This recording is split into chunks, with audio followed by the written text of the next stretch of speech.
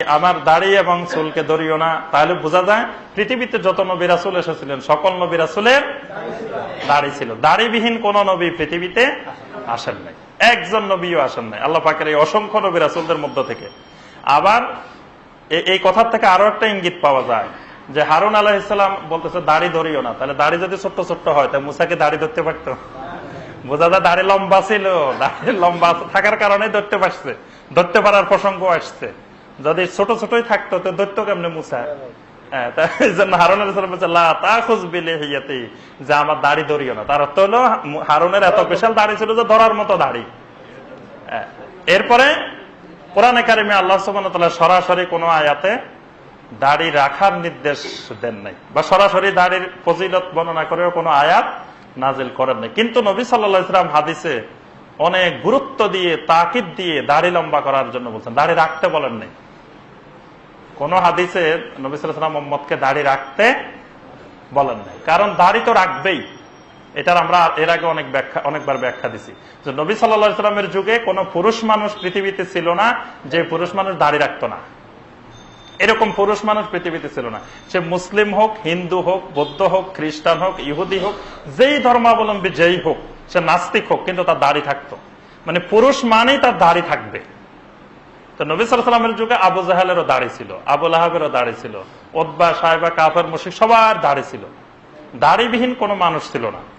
তো এই জন্য নবী সাল্লাল্লাহু আলাইহি ওয়াসাল্লাম বারবার বলছেন ওয়াফুল লুহা ওয়া কাসসুশ শাওয়ারিব, তোমরা তোমাদের গোঁফগুলাকে ছোট করো আর দাড়িগুলাকে লম্বা করো।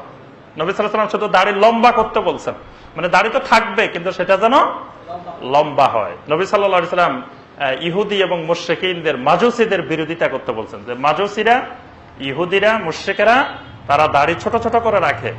এই জন্য নবী সাল্লাল্লাহু আলাইহি ওয়াসাল্লাম বলছেন ওয়াফুল লুহা, তোমরা তোমাদের দাড়িকে ছেড়ে দাও, লম্বা করো। এই জন্য অনেক ফুকাহায়ে কেরামের মত হলো যে দাড়ি যত লম্বাই হোক কাটা যাবে না।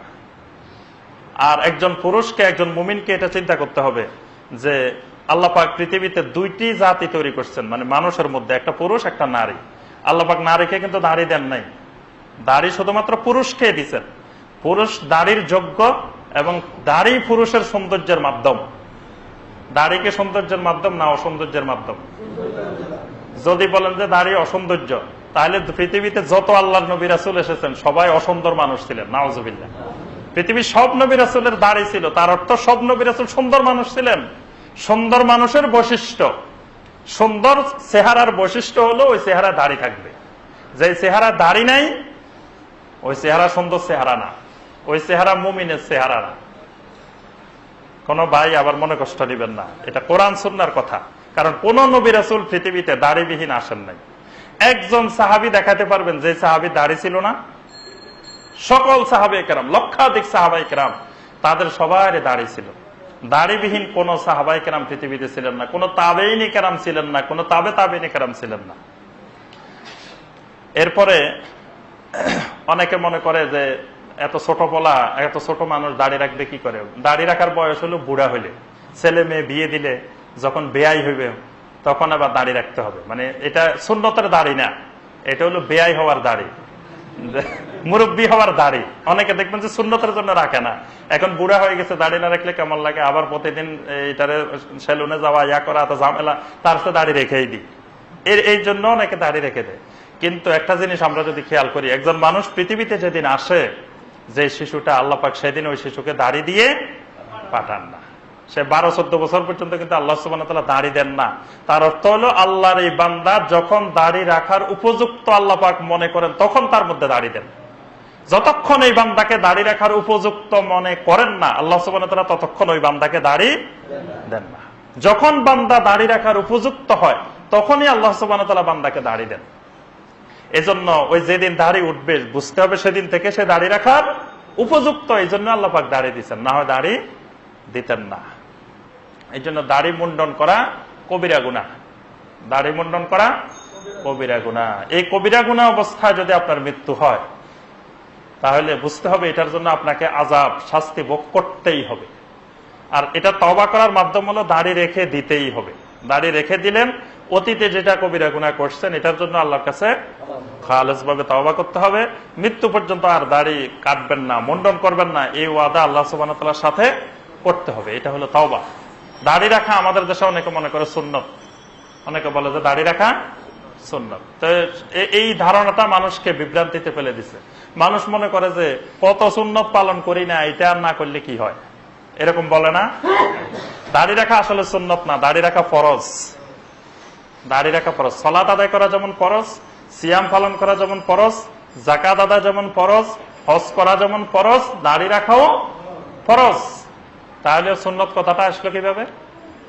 সুন্নত কথাটাও ঠিক আছে। নবী সাল্লাল্লাহু আলাইহি সাল্লামের সম্পূর্ণ আখলাকটা উম্মতের জন্য সুন্নত। নবী সাল্লাল্লাহু আলাইহি সাল্লাম জীবনে যা করেছেন সব সুন্নত। নবী সাল্লাল্লাহু আলাইহি সাল্লাম দৈনিক 5 বার সালাত আদায় করছেন, এটা উম্মতের জন্য সুন্নত। কথাটা বুঝতে পারছেন? নবী সাল্লাল্লাহু আলাইহি সাল্লাম রমজান মাসে সিয়াম পালন করছেন, এটা উম্মতের জন্য সুন্নত। এটা নবী সাল্লাল্লাহু আলাইহি সাল্লামের আখলাক, নবী সাল্লাল্লাহু আলাইহি সাল্লামের আদর্শ, নবী সাল্লাল্লাহু আলাইহি সাল্লামের পুরো জিন্দেগিটাই সুন্নত। সুতরাং নবী সাল্লাল্লাহু আলাইহি সাল্লাম দাড়ি রেখেছেন, এটা উম্মতের জন্য সুন্নত। কিন্তু এই সুন্নত মানে ওই ফরজ ওয়াজিব, সুন্নতে মুআক্কাদা, সুন্নতে জায়েদার ওই সুন্নত না। সুন্নত দুই রকমের, একটা হাদিসের ভাষায় সুন্নত, একটা ফিকহের ভাষায় সুন্নত। হাদিসের ভাষায় নবী সাল্লাল্লাহু আলাইহি সাল্লামের সমস্ত চরিত্র, সমস্ত আখলাক, সমস্ত কাজে সুন্নাহ।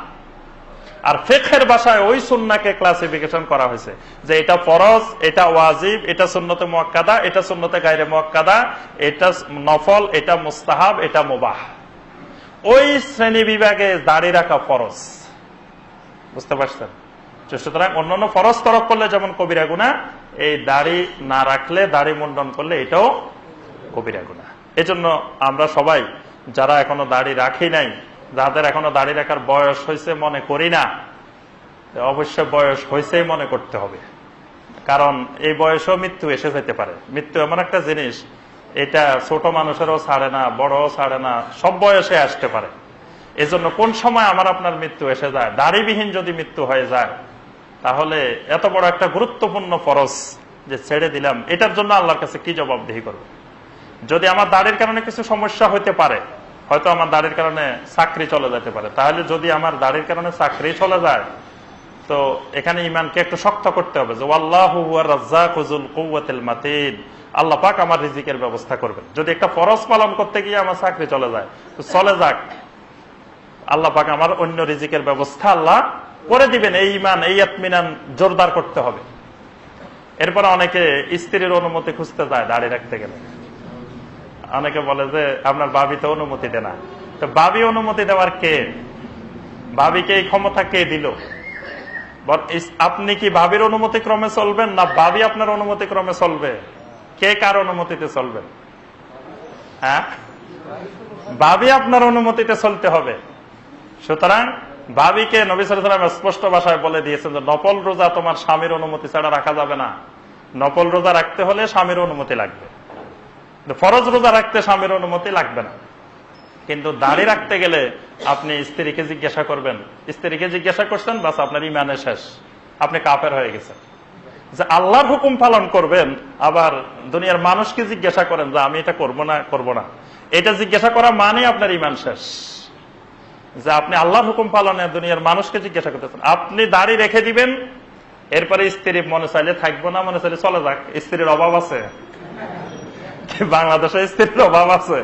আল্লাহ পাক তার থেকে উত্তম সালেহা স্ত্রীর ব্যবস্থা করবেন। যদি স্ত্রী দাড়ি পছন্দ না করে, যদি কয় যে না তোমার দাড়ি রাখলে আমি থাকবো না, তো বাস আলহামদুলিল্লাহ চলে যাও, বাধা নাই।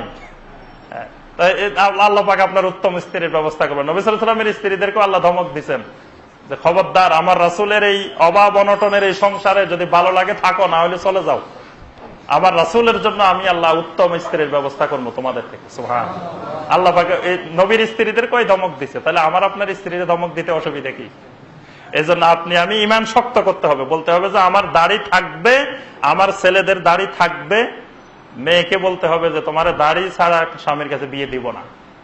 আজকালকার অনেক মেয়েরা দাড়িওয়ালা স্বামী পছন্দ করে না।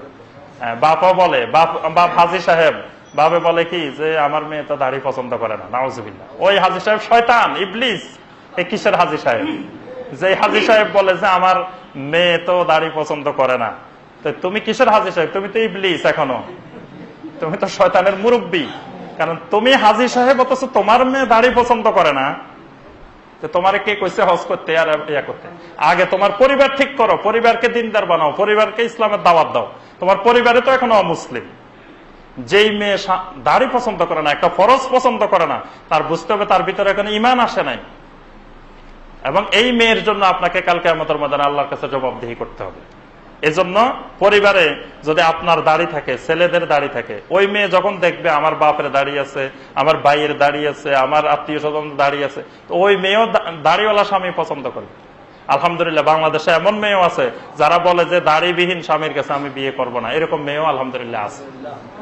তা আপনার আমার মেয়েগুলা এরকমই তৈরি করতে হবে যে যারা দাড়িবিহীন স্বামীর কাছে বিয়ে বসবে না, দাড়ি থাকতেই হবে, কারণ আল্লাহ সুবহানাহু ওয়া তাআলার একটা হুকুম, ফরজ ইবাদত। এই জন্য সম্মানিত ভাই এবং বোনেরা, দাড়ির ব্যাপারে আমাদেরকে গুরুত্ব দিতে হবে। আমরা আমাদের ছেলেদেরকে দাড়ি রাখার ব্যাপারে উৎসাহিত করব। অনেকে দেখা যায় ছেলেদেরকে দাড়ি রাখার ব্যাপারে নিরুৎসাহিত করে, বলে যে দাড়ি রাখলে তুমি চাকরি পাবা না। আরে চাকরি পাওয়ার দরকার কি? চাকরির মধ্যেই রিজিক। সে যদি দাড়ি রেখে যদি চাকরি না পায়, তা আল্লাহ কি তার রিজিকের ব্যবস্থা করবেন না? অবশ্যই করবেন। এই জন্য ছেলেদেরকে দাড়ি রাখাবেন। তারপরে মেয়েদেরকে বিয়ে দেওয়ার সময় দাড়িওয়ালা স্বামীর কাছে বিয়ে দিবেন। যে স্বামী নামাজ পড়ে না, বেনামাজির কাছে কখনো বিয়ে দিবেন না। বেনামাজি এবং দাড়ি নেই এরকম স্বামী আপনি, আমি, ইমানদার ব্যক্তিরা কখনো পছন্দ করতে পারি না। এই জন্য বোনদেরকে অনুরোধ করব, আপনারা আপনাদের স্বামীদের যদি দাড়ি না থাকে, আজকেই বলুন যে তুমি আজকে থেকে দাড়ি রেখে দাও, আমার স্বামী দাড়িবিহীন থাকবে, এটা আমি স্ত্রী, মুমিন স্ত্রী পছন্দ করতে পারি না। এবং আপনার ছেলেদেরকে দাড়ি রাখার প্রতি উৎসাহিত করেন। মা বাবাই নিরুৎসাহিত করে ছেলেদেরকে বলে যে তুমি ছোট মানুষ, এখনো দাড়ি রাখার কি দরকার? আমি আপনি ছোট বলতেছি, আল্লাহ তো ছোট বলতেছে না। আল্লাহ পাক তাকে দাড়ি রাখার যোগ্য মনে করেই দাড়ি দিয়েছে। এখানে